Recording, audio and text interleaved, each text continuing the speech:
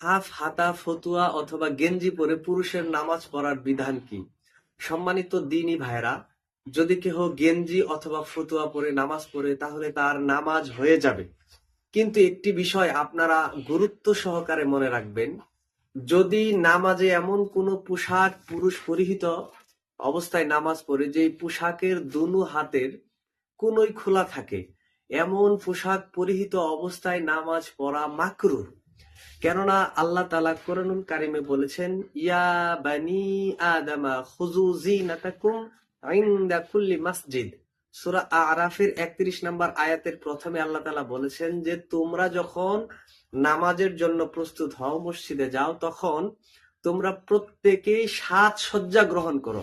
আমরা বিভিন্ন জায়গায় সাজসজ্জা গ্রহণ করে যাই, অথচ অলসতা বশত যখন আমরা নামাজ পড়ি তখন আমরা হাফ হাতা শার্ট, পোশাক থাকতেও হাফ হাতা গেঞ্জি পরে নামাজ পড়ি। এটা মোটেই পুরুষের জন্য করা উচিত নয়। তবে নামাজ হয়ে যাবে, কিন্তু আমাদের মনে রাখতে হবে নামাজের সময় যেন একটা সুন্দর পোশাক আমরা পরিহিত অবস্থায় নামাজ পড়ি।